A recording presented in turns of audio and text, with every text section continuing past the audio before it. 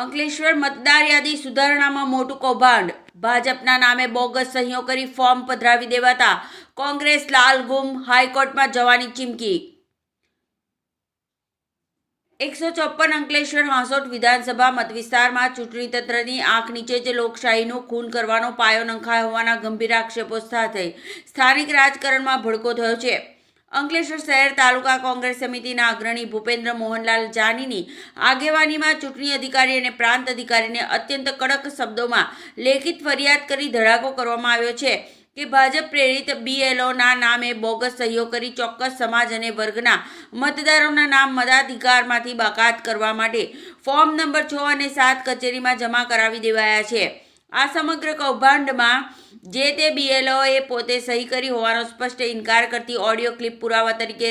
રજૂ કરવામાં આવતા વહીવટીતંત્રની કામગીરી સામે ગંભીર સવાલો ઊભા થયા છે.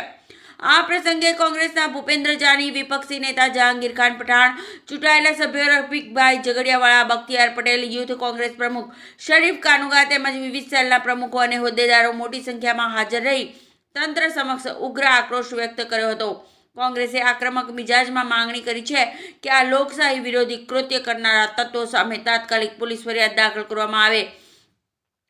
અને જે તે દિવસે કચેરીમાં ફોર્મ જમા કરાવનાર શખ્સોને ખુલ્લા પાડવા માટે CCTV ફૂટેજની ઝીણવટભરી તપાસ કરવામાં આવે. જો તંત્ર દ્વારા આ સંવેદનશીલ મુદ્દે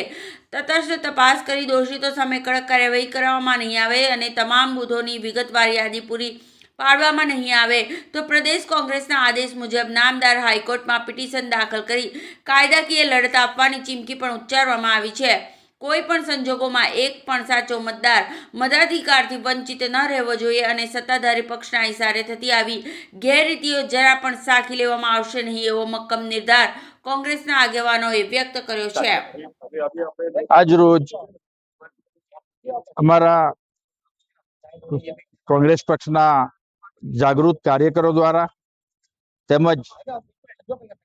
સક્રિય આગેવાનો દ્વારા એક અત્યંત અગત્યની માહિતી અમને મળી કે અંકલેશ્વર પ્રાંત ઓફિસમાં ભારતીય જનતા પાર્ટી દ્વારા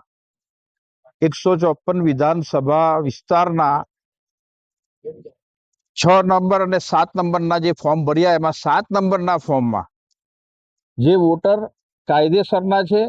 તેને કમી કરવા માટેના વાંધા અરજી આપવામાં આવી છે. એની સામે અમે પ્રાંત સાહેબ શ્રીને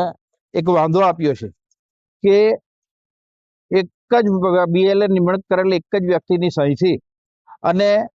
પ્રિન્ટ કરાવેલા ફોર્મ ખાલી નામ અને માહિતી જે અલગ રીતે ભરી હોય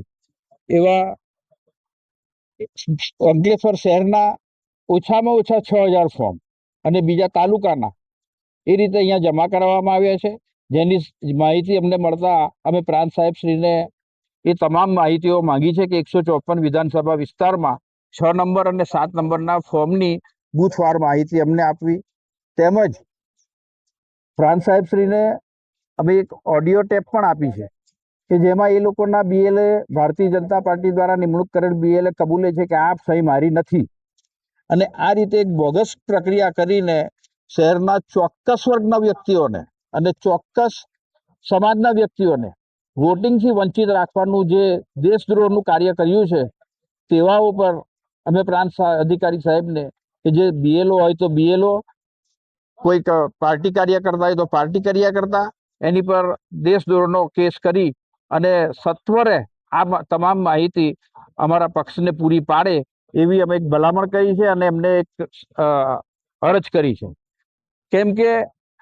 આ લોકોનું કૃત્ય ઇલેક્શન કોઈ પણ સંજોગે જીતવા માટે વોટ ચોરી કરવાની જે પ્રક્રિયા છે તે 154ના વિસ્તારમાં લગભગ 10,000 થી 11,000 વોટ આવી રીતે એ લોકોએ વાંધા આપેલ છે જે સદંતર ગેરવ્યાજબી અને ગેરકાયદેસરના હોય. એની સામે અમે કલેક્ટર સાહેબને પણ વિનંતી કરીએ છીએ કે અમારી આ અરજી પ્રાંત સાહેબ થ્રુ જે આવે એને ધ્યાને રાખીને તાત્કાલિક કાર્યવાહી કરી અમારા વોટરો વોટ આપવાથી વંચિત ન રહે અને તમામનો વોટનો અધિકાર જળવાઈ રહે એ રીતની પ્રક્રિયા કરી ને તાત્કાલિક નિરાકરણ લાવવા અમારી અરજ છે.